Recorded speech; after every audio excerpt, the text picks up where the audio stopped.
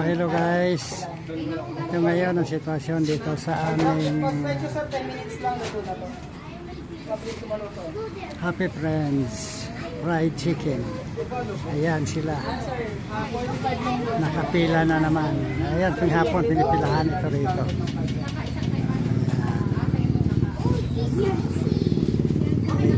Ayan. Ayan doon, may nag-aantay na tricycle. Ayan.